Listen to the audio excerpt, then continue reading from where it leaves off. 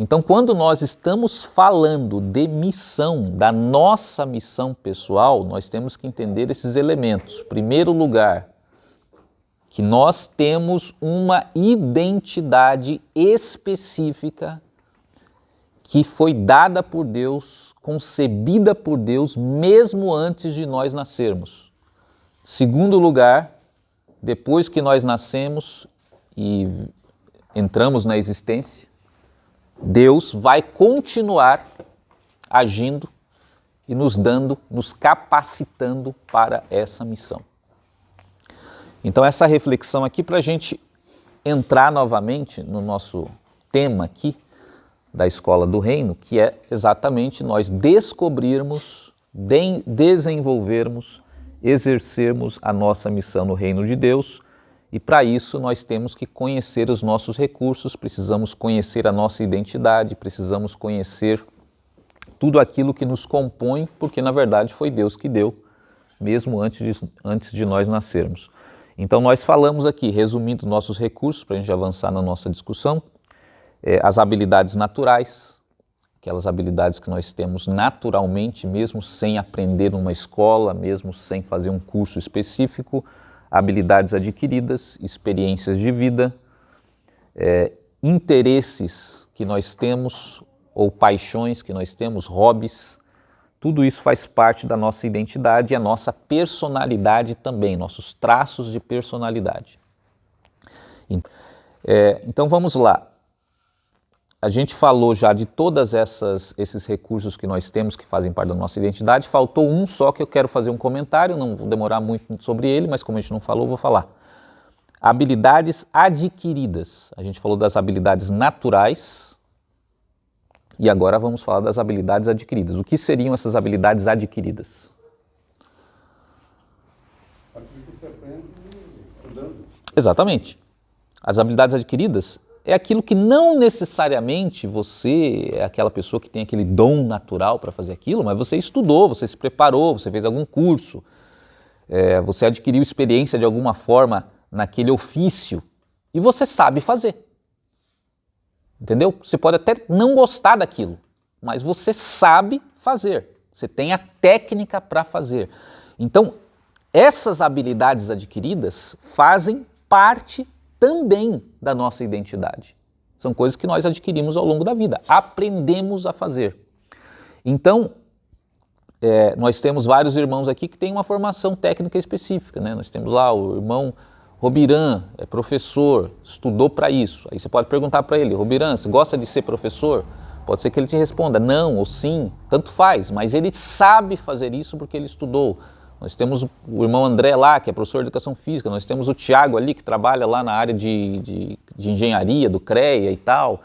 Nós temos irmãos aí, o meu irmão Marcelo, que é formado em Direito. Então, cada irmão tem uma formação específica e nem todos, nem sempre coincide aquilo que você tem habilidade natural com aquilo que você estudou. Mas o fato é, você estudou, você adquiriu uma preparação para exercer um serviço e isso agora faz parte da sua identidade. Faz parte da sua identidade. Você tem que colocar dentro do escopo daquelas coisas que compõem a sua identidade pessoal. E aí tem uma distorção muitas vezes que acontece, que, por exemplo, a pessoa estudou lá direito, que nem o Marcelo. Aí o outro pergunta para ele, o que você faz? E ele responde assim, eu sou advogado. Eu sou advogado. Veja que isso é uma distorção da nossa identidade. Por que é uma distorção? Ou você fala assim, eu sou um engenheiro. Ou eu sou um professor. Por que isso é uma distorção da nossa identidade? O que vocês diriam?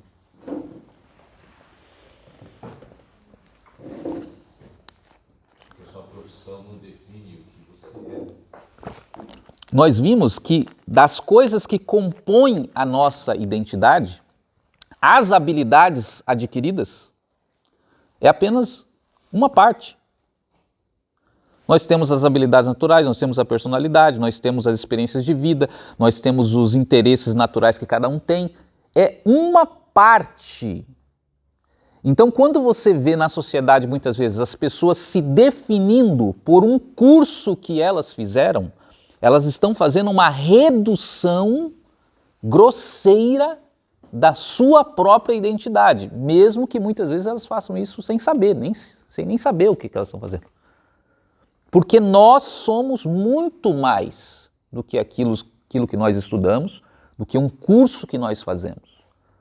A nossa identidade é composta por tudo isso que a gente falou, inclusive as nossas habilidades adquiridas. E isso muitas vezes também funciona de uma maneira negativa para a pessoa, né? Porque você pergunta para a pessoa o que ela faz, ela fala, não, eu não sou nada. Eu já ouvi, não sei se vocês já ouviram, mas eu não sou nada, porque a pessoa não estudou nada formalmente, a pessoa não sou nada. Como assim não é nada? Veja que a pessoa na mente dela, ela reduziu, assim como os outros que falam, eu sou advogado, eu sou professor, eu sou médico, eu sou isso, eu sou aquilo, a pessoa reduziu a si mesma a aquilo que ela estudou ou não estudou. Não. A sua identidade é definida por todos esses fatores juntos. E pode ser que você não tenha uma escolarização formal, pode ser que você não fez um curso técnico ou superior, mas isso não te define. O que te define são todas essas outras áreas juntas que você tem. E nem dá para dizer que você não tem habilidades adquiridas, só porque você não fez um curso formal, não teve uma formação, né, universitária ou alguma coisa do gênero. Por quê? Porque, como eu disse, o ser humano, ele começa a aprender do momento que ele nasce e só vai parar de aprender quando ele morre. Então você está aprendendo, mesmo de maneira informal, através de experiências que você tem, trabalhos que você passa na sua vida, né? Ofícios que você vai adquirindo, vai exercendo, mesmo sem ter um curso específico para aquilo. Então, quando a gente fala de habilidades adquiridas, não pensem só em cursos que vocês fizeram. Pensem em todo tipo de habilidades que vocês aprenderam na vida e que vocês conseguem usar com uma relativa facilidade e técnica. Então, o que eu recomendo vocês fazerem, então, para completar essa lista da sua identidade, é também fazer no seu diário espiritual, colocar lá as habilidades adquiridas que você aprendeu ao longo da sua vida. Vai entrar os cursos que você fez, eventualmente, que vocês percebem que tem uma importância na sua vida, que realmente fizeram alguma diferença, que vocês aprenderam algo que realmente você aplica na sua vida? Sim, vai entrar cursos. Como pode não entrar alguns cursos que vocês fizeram que você não absorveu. Ah, não, eu tenho um diploma lá que eu fiz isso, mas você realmente usa isso na sua vida? Você sabe como usar? Não sei, então não serve. Porque você tem que trabalhar com a realidade. Então você vai colocar lá cursos que você fez e que eventualmente aprendeu alguma coisa, você vai colocar habilidades que você desenvolveu ao longo da sua vida. Às vezes tem muitos ofícios que a pessoa não fez curso nenhum, né? Principalmente ofícios que são passados de pai para filho muitas vezes, né? O cara lá eu sei construir, que nem o irmão Vanderlei aqui da igreja. Ele construiu a casa dele todo sozinho. Aí pergunto para ele se ele fez algum curso. Não fez. Ele aprendeu do pai, aquele ofício que ensinou para os filhos, inclusive para ele, e aí ele foi lá, não trabalha como pedreiro nem nada do gênero, mas o ofício que ele aprendeu, ele construiu a própria casa dele. E está lá construída e melhor que muitos pedreiros aí que trabalham profissionalmente. Então veja, pode ser algo que você fez formalmente ou não. O que interessa é que você aprendeu e sabe usar. Então o que você precisa fazer? Uma listagem dessas habilidades adquiridas para você ter consciência de todas as ferramentas e recursos que Deus te deu para você poder colocar a serviço da missão e do reino de Deus. Então, vamos relembrar as listas aí que eu espero que vocês já tenham feito, várias delas, né? Vocês vão fazer uma lista das habilidades adquiridas, quem não tem ainda essa lista pronta. Vocês já fizeram, espero, a lista das habilidades naturais, que são diferentes, são os dons que você tem ou entende que você tem, que pode ter feito algum curso relacionado ou não, mas você entende que tem aquele dom. Tem as experiências de vida, que você iam colocar lá também uma lista das experiências de vida significativa que vocês tiveram, tanto positivas quanto negativas e principalmente as negativas. Então isso aí também são algumas listas que a gente pediu para vocês fazerem. E tem a lista das paixões, dos interesses, dos hobbies, que são aquelas atividades que vocês têm prazer em fazer, atividades criativas que vocês têm prazer de fazer. Então, se você tiver toda essa lista, né, pegar um tempo para fazer tudo isso, você vai ter uma boa noção da sua identidade, do conjunto de fatores que formam você, quem você é. Você não é só a sua profissão. Você não é só um vendedor, que a irmã falou, eu sou um vendedor. Você não é só um vendedor. Você é muito mais do que isso, mas às vezes a gente não tem consciência. Então, esse exercício vai ser bom para vocês terem essa noção maior da identidade.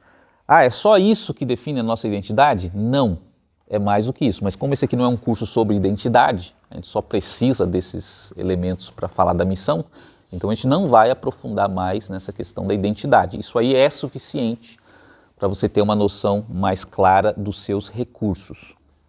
Então, quem não tem o seu diário espiritual ainda, providencie, né? Já está mais de um ano atrasado, tá? Porque a gente está falando disso já há mais de um ano, para você ter o seu diário espiritual, que é o caderno, que é a agenda, que é que você anota tudo lá, seus momentos com Deus, o que Deus fala com você, essas reflexões que você faz sobre a sua própria identidade, tudo você vai colocando lá, porque aí você vai fazendo realmente uma coisa que é útil na sua vida. Que você tem ali armazenado o que Deus fala com você, a direção de Deus para muitas coisas da sua vida, não esquece, você consegue relembrar depois no futuro e você ainda tem essas reflexões sobre você mesmo, sobre a sua identidade, sobre as ferramentas que Deus te deu, sobre os seus recursos para você poder desenvolver a sua missão.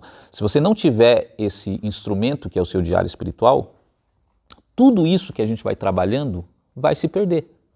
Simples. Você investiu tempo aqui nesse curso, por exemplo, e pronto. Se perdeu. Porque você tem, como todos nós, um problema que a nossa memória, ela não é das melhores, né? Ela vai, com o tempo, você não mantém as conexões vivas no teu cérebro, você vai esquecendo. Então você perde o tempo que você investiu. Então continue insistindo nessa questão de você ter o seu diário espiritual para anotar essas coisas. Ok?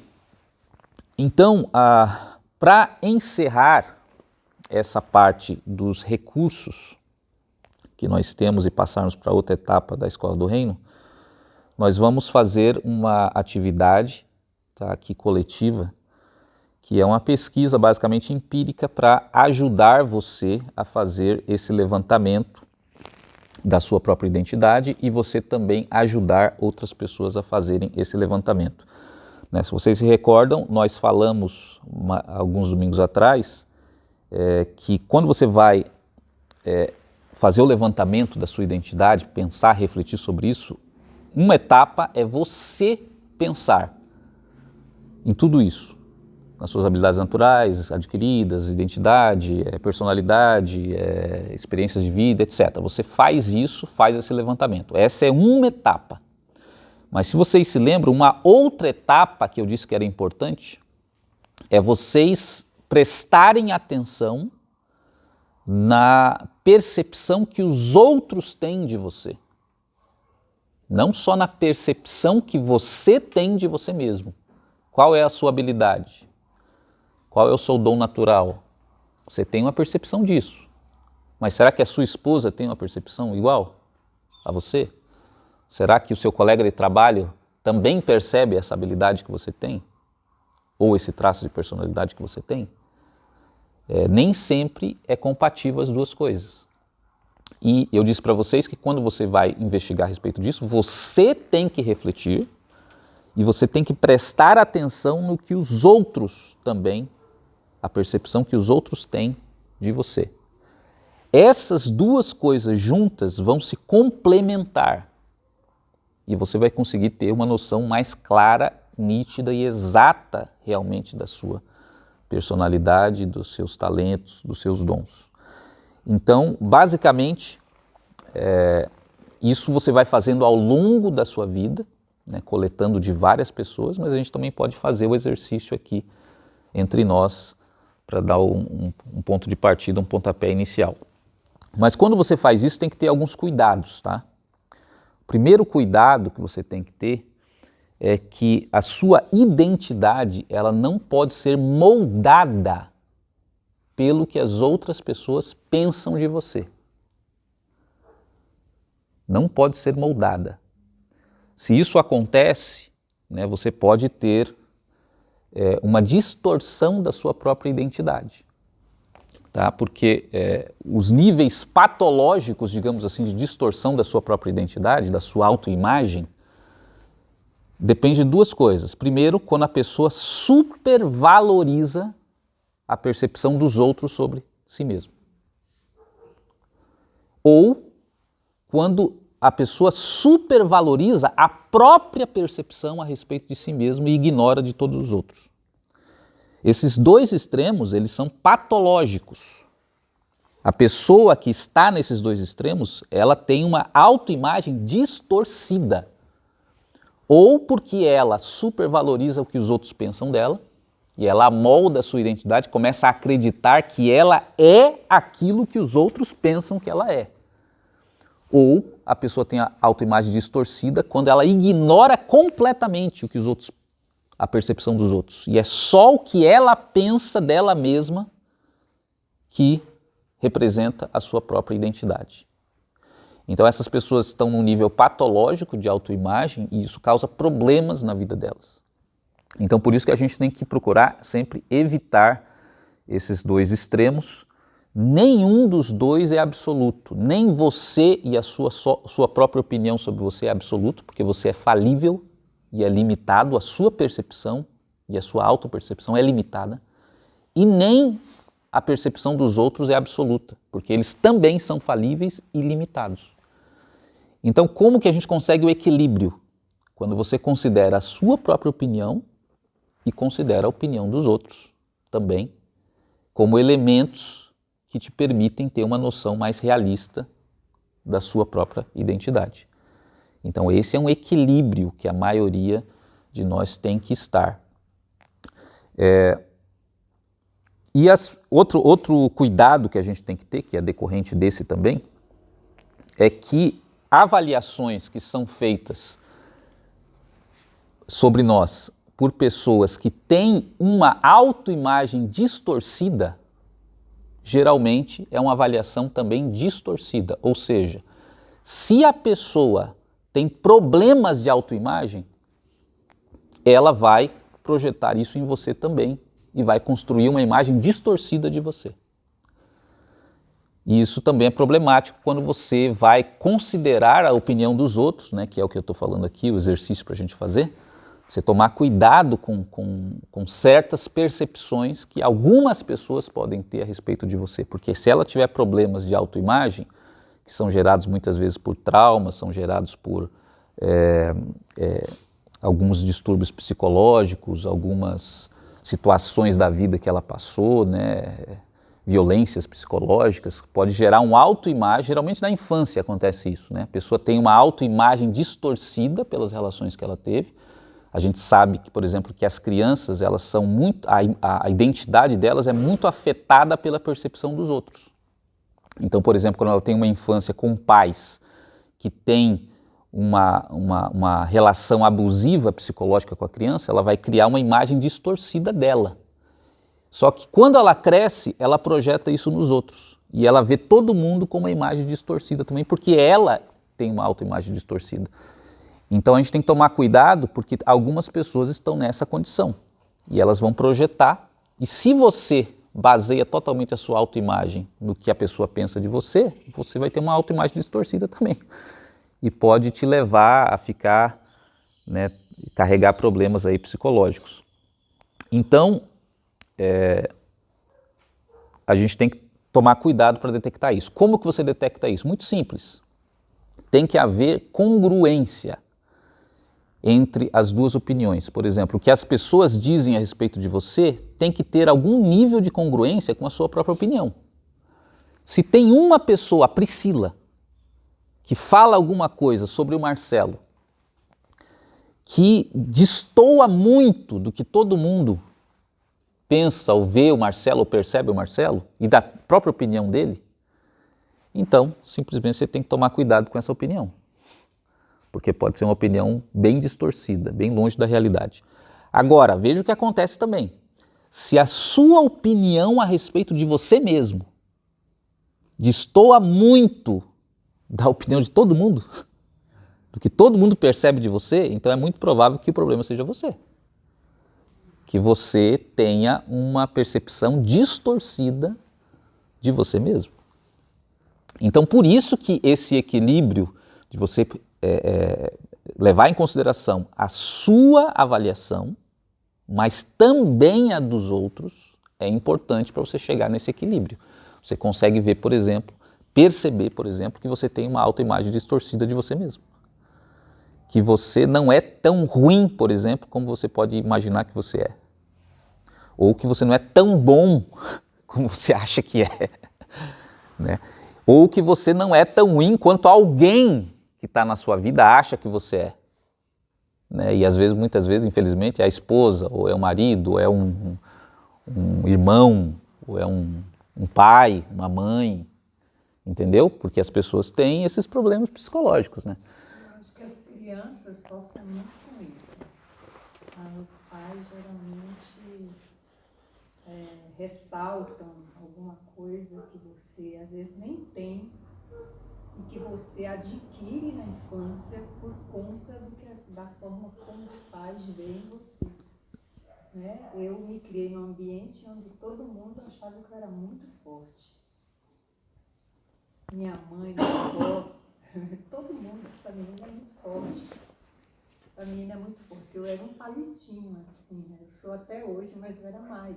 Quando criança, eu era assim, mas era forte. Eles até incentivavam, às vezes, eu brigar mesmo fisicamente com meus primos da minha idade, eu ganhar deles. E aquilo dentro de mim, eu cresci me achando forte.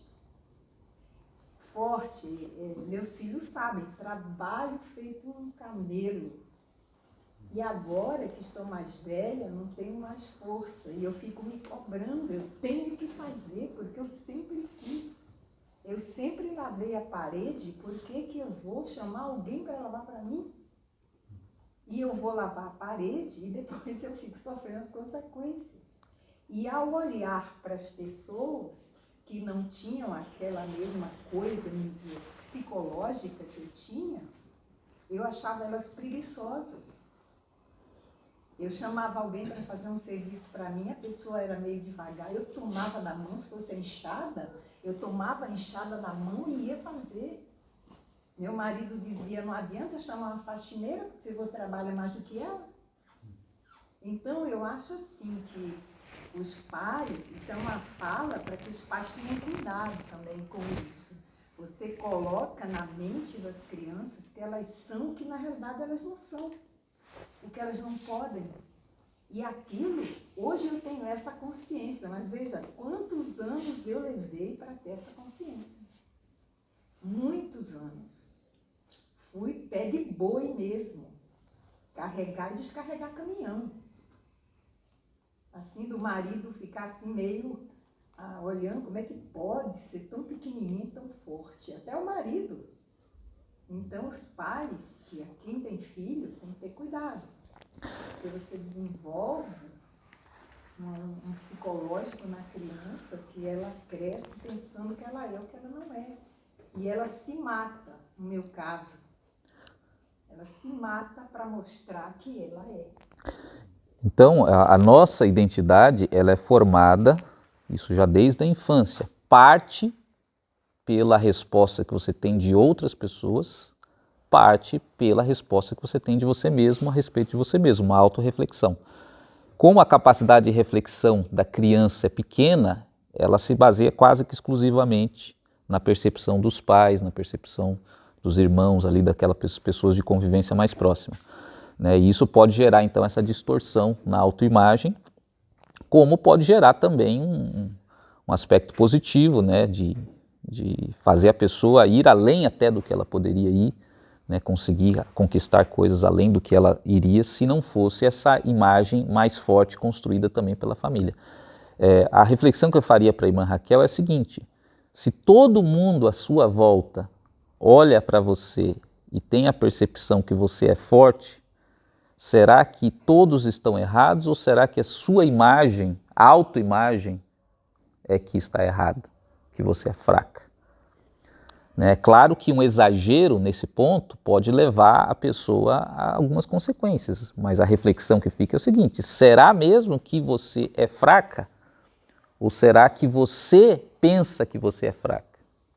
Né? Essa é a reflexão. Então, por isso que é importante a gente olhar para a percepção das outras pessoas. Também, para a gente chegar numa avaliação e num veredito a respeito da sua identidade, das suas qualidades ou dos seus recursos, aquilo que você tem ou não tem. Então, a atividade que nós vamos fazer aqui serve, nenhuma avaliação então pode ser recebida como acrítica, de uma maneira acrítica, nem a sua própria avaliação e nem a dos outros. Sempre tem que ser crítica, para você ter uma construção mais exata, melhor. Então, o que a gente precisaria aqui, que eu não fiz a lição de casa e não trouxe, é de papel, de canetas. Eu não sei se os irmãos ali que estão no apoio, né, todos sentados lá atrás, né, por sinal ali.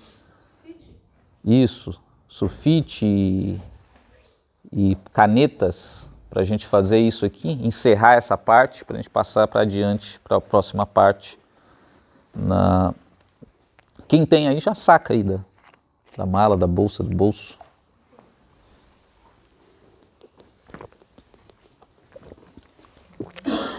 Então, em primeiro lugar, vocês vão colocar aí o nome de todo mundo que está aqui. Então, quem não sabe, a gente já vai dizendo, vai passando, tá? Vamos começar aqui. Ricardo, Priscila, quem não sabe todos os nomes. Ricardo, Priscila, Alexandra, só não precisa o seu, né? Coloca o dos outros. Tem uma caneta, outra, Tiago, para mim? Tá, então todos os nomes você coloca nessa lista. Aí você vai fazer do lado dos nomes, você pode passar um risco ali, vamos fazer 2 colunas. Primeira coluna ali é... Todo mundo pegou os nomes ou alguém não?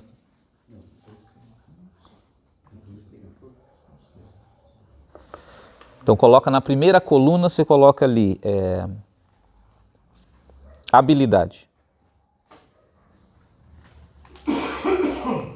E aí faz uma outra coluna do lado, personalidade.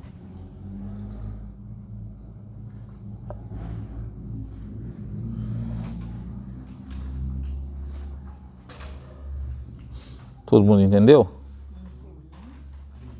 Tá, então, habilidade e personalidade. Então tem o nome da pessoa, tem uma coluna habilidade, tem uma coluna personalidade. Então a gente vai colocar ali, tentar fazer... fez o lado. Tá, não tem problema. Faz aí, que eu também não fiz nem o meu aqui ainda, vou fazer. Só estou explicando aqui, daí vocês fazem. Aí vocês vão colocar simplesmente isso, do lado, uma palavra que para vocês definem a habilidade da pessoa e uma palavra que define a personalidade da pessoa. Ah, mas eu não conheço a pessoa, deixa em branco, né? Porque só dá para fazer você conhecer minimamente a pessoa. Se você não conhece, deixa em branco, mas aí quem conhece coloca, e aí eu vou ler no final aqui de cada um. Você não precisa colocar o teu nome na folha, eu vou ler todas as folhas para cada pessoa. Vai lá.